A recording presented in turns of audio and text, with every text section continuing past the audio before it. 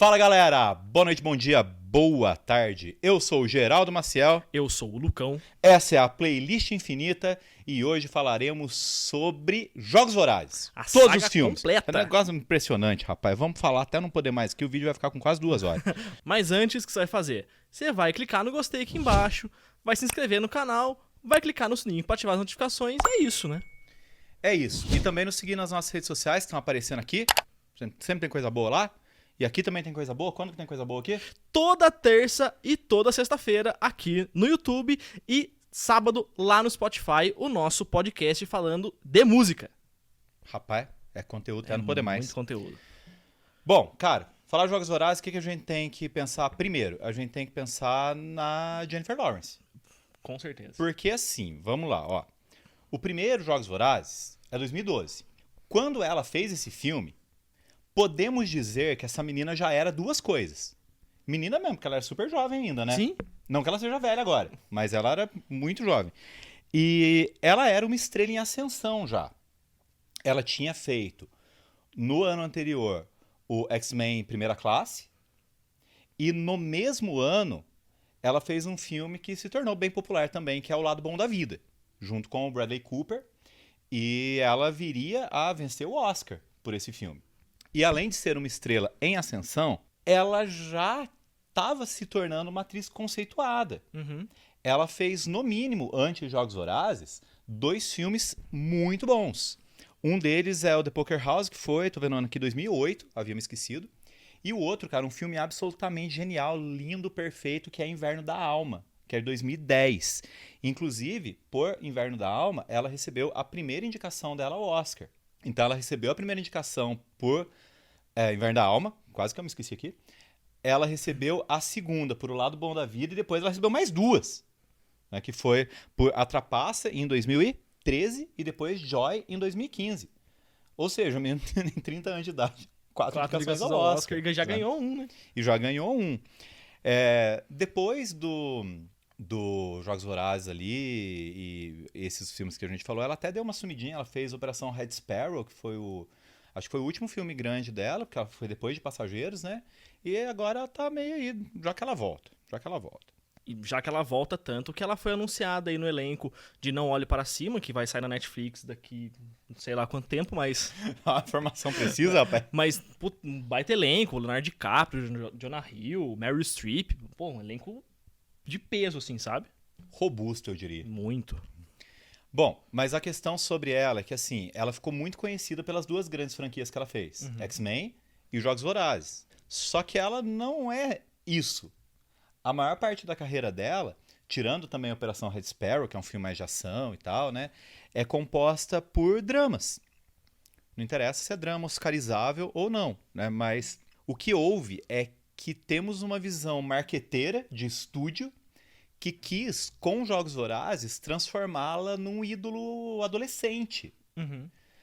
E aí vem um problema, cara, porque é o seguinte, mesmo Jogos Vorazes não é necessariamente um filme para adolescente. E tem-se essa impressão sobre esse filme, inclusive gera-se aí um certo preconceitozinho. Sim.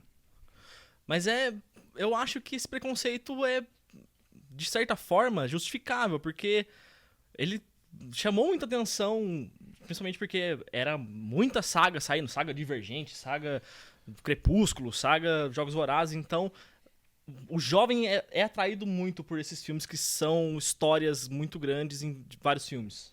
Mas agora, sabe o que a gente vai fazer aqui? O quê? A gente vai fazer justiça a Jogos Vorazes. Que Jogos Vorazes não é apenas isso, cara, é muito mais do que isso. Jogos Vorazes é uma distopia ácida mesmo, que assim, não alcança aquela adulteza das grandes distopias. Pra quem não sabe, distopia são filmes que se passam no futuro, normalmente dá-se a ideia de que seja um futuro próximo, em que há um governo totalitário e as pessoas são forçadas a viver de acordo com determinadas regras, muitas vezes acreditando que o mundo é daquele jeito mesmo, até que vai surgir uma revolução. Essa é a base dos filmes e livros distópicos. Mas voltando ao negócio, tudo bem, Jogos Vorazes não vai alcançar aquela adulteza, como eu falei, de um V de Vingança, quadrinho e filme, né? Tem os dois. Ou 1984, do George Orwell, também que... O livro é muito mais famoso, mas tem filme também. Ou então Admirável Mundo Novo, do Aldous Huxley. Ou, o último que eu vou falar aqui, Fahrenheit 451, do Ray Bradbury, livro, que virou filme, dirigido pelo François Truffaut. E também tem um outro filme aí que saiu faz uns 2 anos atrás, que é a porcaria, não assisto. Assisto velho, assisto de 66, porque o último aí, Crê em Deus Pai, filme ruim dos infernos. Nossa senhora, que ódio que eu tenho aquele filme. Mas, enfim, o que Jogos Vorazes faz? Cria essa sociedade totalitária, em que há 12 distritos, e eles são muito organizados ali de acordo com quase castas. Né? O distrito 1, ele é muito mais... confortável, acho que essa é a palavra, e no distrito 12, que é o da Katniss, obviamente, eles passam ali muito mais dificuldades, governados por um déspota genocida, Cara, completamente maluco. que é o presidente Snow, e todos os anos, 2 jovens, que são chamados de tributos, de cada distrito, são escolhidos, ou seja, temos 24 jovens que vão se caçar uns aos outros, matando todo mundo lá, morre tudo quanto é jeito, até sobrar um. Cara, isso é muito conceito distópico, sabe? Bastante, cara. Mas você falou do presidente Snow, que ele é um déspota genocida, mas eu preciso falar, cara, que de certa forma ele é um personagem tão odiável que a gente gosta de odiar ele, cara, porque a interpretação do... Donald Sutherland. Cara, ele, assim, dá gosto de você odiar o cara, porque ele interpreta muito E olha, bem, cara. e olha que ele aparece pouco. Uhum.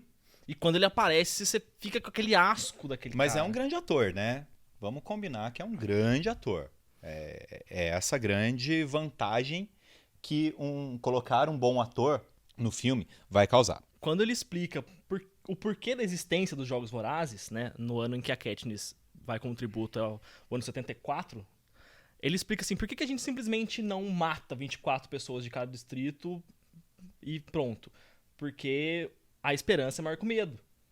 Sim. Então, os discursos dele são muito bons. Mas essa ideia que você acabou de falar, ela é clássica de distopias. Sabe? Como é que você faz o povo se manter obediente durante tanto tempo? Mantendo a esperança deles acesa, né? Só que aí a gente tem, agora o quê? Uma jornada. A jornada da Katniss Everdeen, a personagem da Jennifer Lawrence, obviamente. É uma jornada interessantíssima, cara. Assim, eu fui tentar analisar o negócio e ela apresenta muitos elementos do que nós chamamos de promessa da Virgem. A promessa da Virgem é uma estrutura narrativa arquetípica que foi proposta pela Kim Hudson em oposição, talvez, alternativa, melhor dizendo, à jornada do herói. A jornada do herói é uma outra estrutura arquetípica que é a mais usada na história do cinema e da literatura. E a promessa da Virgem é a segunda mais usada. E a jornada da Katniss tem elementos das duas. A gente tem muito a tendência de colocar a tal da jornada do herói em tudo, né? Aqui a gente tem uma mistura, porque assim, a Katniss está vivendo no que, nessa estrutura da promessa da Virgem, nós chamamos de mundo dependente. Ela está vivendo lá e ela está vivendo em conformidade com aquele mundo, porque 73 edições dos Jogos Vorazes já houve. Ela já tem a idade para ser escolhida, ter sido escolhida em outras edições, né, também. E agora a irmã dela chegou na idade. Põe o nomezinho lá. Inclusive, eles colocam o nome, muitos deles querem ir, né? Por causa daquilo que você falou da esperança de vencer os Jogos Vorazes e ter uma vida mais confortável, né? Com mais dinheiro e tudo mais. O pessoal dos primeiros distritos do 1, 2, eles são carreiristas, né? Eles Sim. querem, eles já vão com a intenção, porque muitos deles ganham mesmo, né? Exato. Ganham há anos, né? No primeiro e segundo distrito, principalmente. Mas voltando. E aí, quando a irmã dela é sorteada, você tem a cena, acho que a mais clássica dos Jogos Vorazes, que é ela gritando que ela se oferece como tributo. Nesse momento, a gente tem um outro elemento da promessa da Virgem, que é ela entender o preço da conformidade. Sim. Porque enquanto ela estava se mantendo conformada, a situação permanecia a mesma. Nesse momento, ela vê que ela não pode, porque a irmã dela é super jovem, corre um risco muito grande de morrer, inclusive porque a maior parte dos tributos do Distrito 12 morreram, né? E aí pronto, ela vai, tá ótimo, excelente. E aí tem uma das coisas que me incomoda em Jogos Vorazes, que é forçar o relacionamento amoroso. Isso me incomoda deveras, porque não precisa, sabe? Isso realmente não tem a menor necessidade.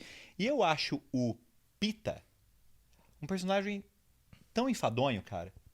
Eu acho um personagem muito pouco interessante, que mais atrasa o lado da Katniss do que ajuda em boa parte da narrativa, né? Eu acho que o Pita só fica de fato interessante no último filme. Eu acho que não fica nunca. Já vou falar do último filme, quando a gente chegar lá, vou comentar uma parada aí que, nossa. E assim, cara, o menino ele tem os momentos dele, né? Porque eles estão vivendo numa versão do Big Brother mais sangrenta. E quando eu tô falando Big Brother, gente, eu não tô falando aquela porra daquele programa da televisão, da Globo, tá? Eu tô falando do Big Brother do 1984. Uhum. Esse olho que tudo vê. Né? Se você não sabe que aquilo lá veio do livro 1974, então você faz a gentileza, você vai ler 1974, porque isso é um bem que você vai estar fazendo para você mesmo. Tá? Então, o que acontece? Tudo está sendo filmado nos Jogos Vorazes, porque isso é a diversão do povo, né? Nesse lugar que o nome do lugar é Panem. Né? E aí o Pita compra a ideia de atuar. E de criar essa história de amor, porque as pessoas gostam de ver isso. O meu problema é que criou essa história de amor pra gente também. E, cara, isso diminui a personagem da Katniss de uma maneira absurda, sabe? Porque ela é muito mais do que isso. E o pior, né? Primeiro que a Katniss, isso é uma coisa boa que eu vou falar, eu vou só invertir um pouquinho. A Katniss, ela tem uma relutância em aceitar aquele papel diante das câmeras. Só que aí depois ela meio que começa a gostar do Pita também, mas aí tem o Gale, que é vivido pelo... Até esqueço do nome Liam dos gatos, são Hemsworth. 3 irmãos, né? Esse é o Liam Hemsworth, que é o irmão do Chris Hemsworth, que é irmão de um outro Hemsworth ainda. Né? Mas esse cara, ele tem uma capacidade interpretativa, cara, que é impressionantemente semelhante à capacidade de um poste. Não, realmente, o cara... O poste e ele seria quase a mesma coisa. Porque ele é muito sem talento, cara. Não convence ninguém. É porque, tipo, ele tá lá porque ele é bonitão. Ele é o galã da parada, só que ele não é tão galã porque ele fica aparecendo sempre. É tipo boa parte dos atores da Malhação. Isso aí. Sabe, se ele fosse brasileiro, ele tava na Malhação. Como ele não é, ele é australiano, ele tá nos Jogos Vorazes. Bom pra ele, que ganhou muito dinheiro. Né? Mas, cara, nossa, aquele triângulo amoroso, se tirasse toda a relação triangulosa do filme, ia ser muito melhor. E não ia fazer falta, sabe? Mas tá bom, né? Mas tirando isso, a Katniss vai começar a trilhar o caminho dela para se tornar um grande símbolo. O símbolo tanto dos Jogos Vorazes, porque todo mundo começa a gostar dela, quanto um símbolo do Distrito 12. Né? E aí, ela segue elementos da jornada do herói, quando ela aceita se sacrificar pela comunidade dela, mas, ao mesmo tempo, nós temos a promessa da Virgem também, porque essa jornada da heroína, né, que é a promessa da Virgem, ela tem muito a ver com autodescoberta e com autoaceitação, né? E isso está muito presente, né, nesse caminho que ela trilha. Quando ela se torna esse símbolo, ela tem a oportunidade de brilhar, outro elemento da promessa da Virgem. Isso é muito bem representado no filme pela figura do Tordo, né, do Mockingjay. E por ela mesma que se torna a garota em chamas. Só que aí vem a questão, ela é a garota em chamas, aquele quase símbolo televisivo ali, mas ela é a garota em chamas, heroína também, aquela que vai representar o seu povo num ato de revolução. Sim. Né? Então, nesse momento, ela realmente ganha força. E aproveitando esse gancho da aceitação da Katniss em finalmente se tornar um símbolo da revolução, eu lembrei aqui de uma música que a banda Bayside Kings lançou, chamada Existência. Grande banda. E, assim, além da letra falar muito sobre um não conformismo, sobre não ser quem as pessoas querem que você seja, e, inclusive essa música foi a primeira música gravada por eles em português. O clipe tem uma animação muito legal, que tem o Caveirinha, e o Caveirinha, ele tá lutando pra fazer revolução até que a polícia no caso, né, tente impedir ele. E o clipe termina com uma frase, cara, que é muito forte, que fala assim: você é uma célula de autorrevolução. Isso me conectou direto com a Katniss, porque assim, ela é o símbolo, mas ele nos faz lembrar de que todo mundo, todas as pessoas são importantes nessa revolução. Então, inclusive, isso é muito bem representado porque esse símbolo é o símbolo do Distrito 12, que é um símbolo de respeito. Eu falei símbolo 3 vezes, 4 agora.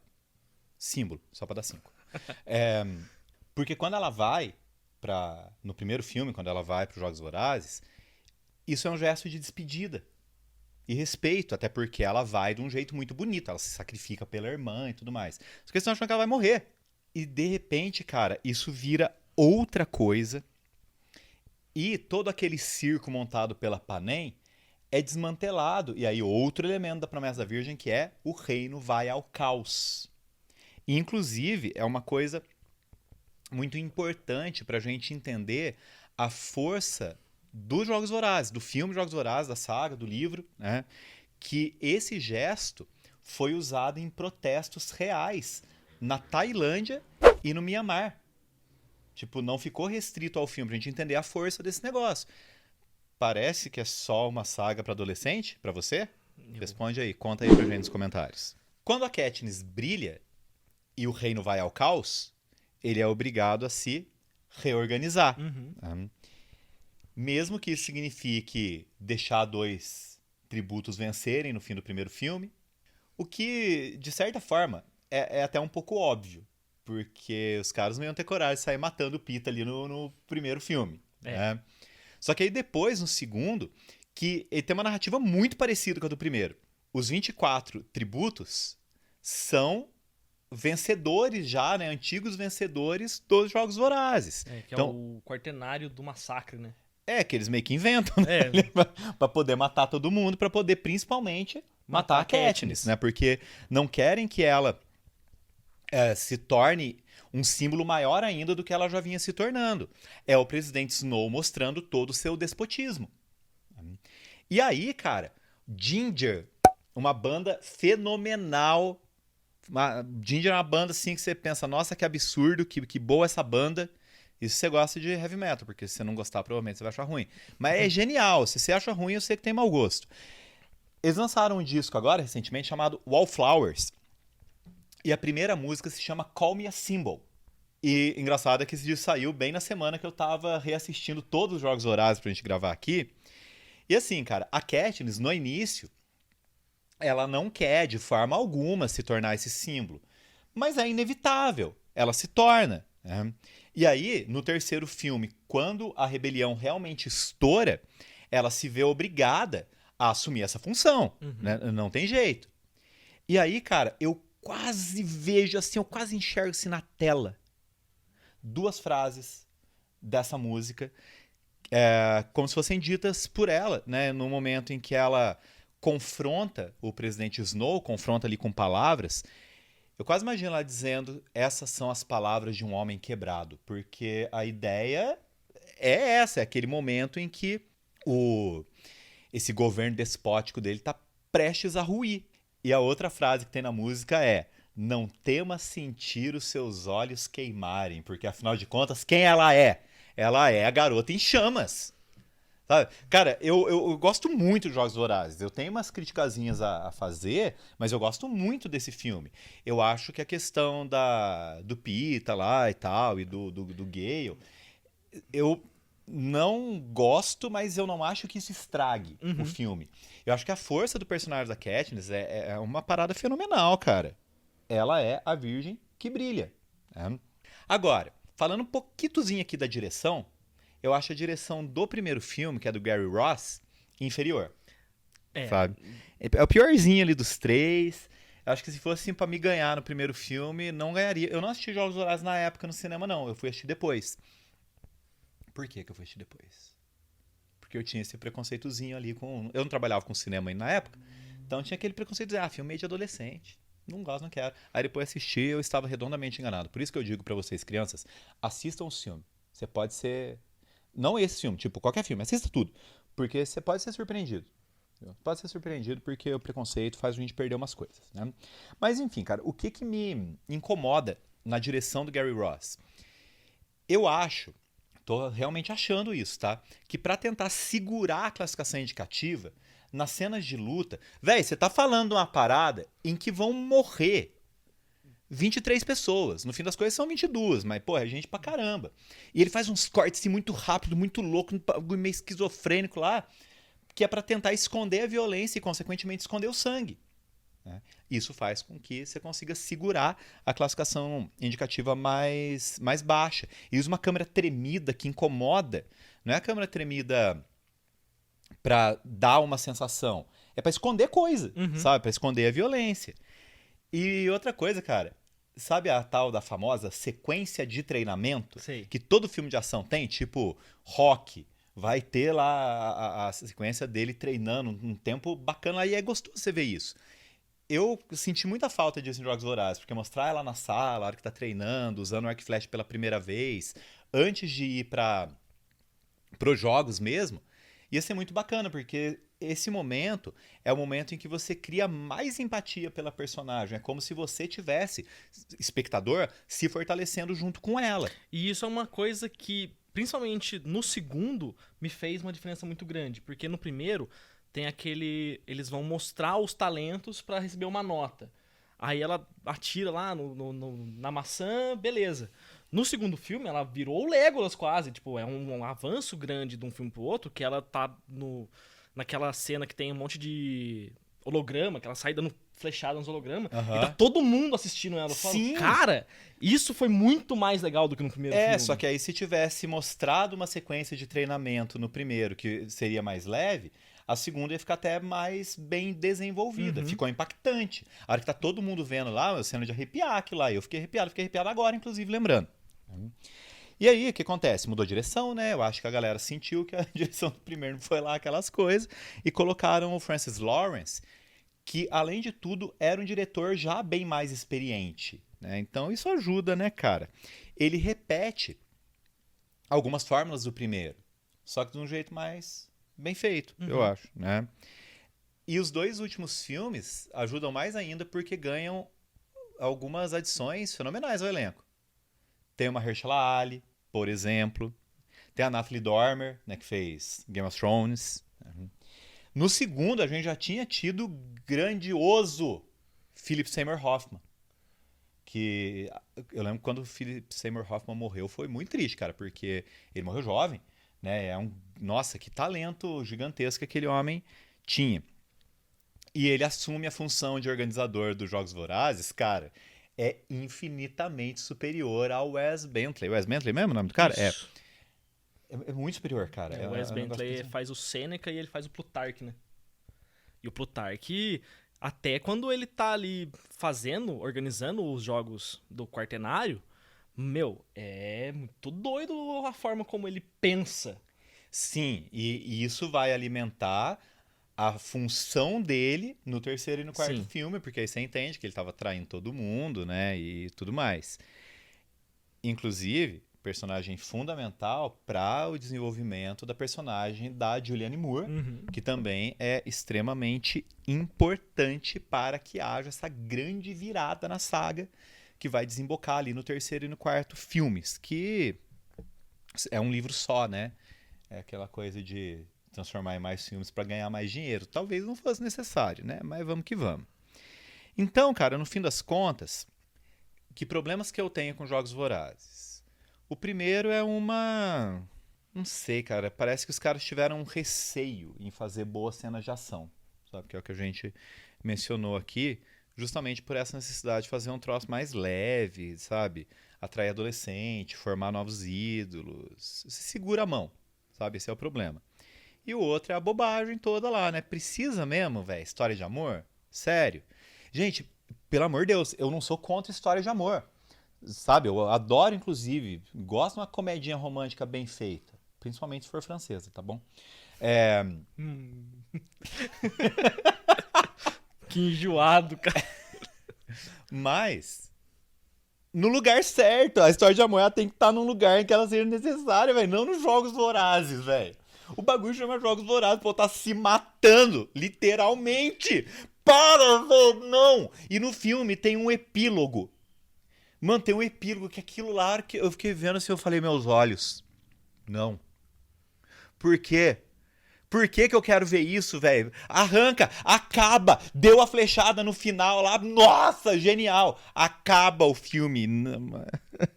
A menina, ela salvou uma galera de uma ditadura e ainda impediu de entrar em outra. Mas não, acaba com 2 filhos lá e vivendo vidinha de dono de casa. Ah, velho, não. Nossa, já tá exaltou aqui, rapaz, velho. Mas eu concordo com você, cara. Obrigado. Porque, assim, ver aquele epílogo me tirou um lance, assim. Tem uma sequência que eles estão no esgoto, que eu fiquei numa tensão. Porque, assim, eu demorei muito pra reassistir Jogos Vorazes. Então tinha coisa que eu não lembrava que acontecia. Cara, aquela cena dos berrantes no esgoto, que F. Finnick, o cara morreu de uma forma muito honrosa. Sim, mas, cara, sim. eu fiquei numa tensão que em filmes de terror eu não fico tão tenso quanto Sim, cara. aquilo lá, cara. E aí você vive essa cena, aí depois vê aquela cena marcante, que é a cena da execução do Snow e a Katniss dando o ponto final nessa segunda possível ditadura, pra depois você ver aquela cena toda idílica. Os caras estão lá sentar no mato, fazendo piquenique com 2 crianças lá. Inferno. Mano, se você parar o filme... Tá, tudo bem, é um desrespeito com quem fez o filme. Mas se você parar o filme ali, antes daquela cena e acabou, acabou, faz de conta, não tem mais. O filme fica muito melhor. Muito melhor. Olha, gente, o saldo é positivo, tá? Como eu falei, eu gosto muito de Jogos Vorazes. Mas certas concessões que o cinema faz dão uma baqueada, sabe, no negócio. Então, assim, é bom? É. Pra mim é muito bom, na verdade. Mas podia ser melhor ainda. Grande abraço! Um beijo e até a próxima saga.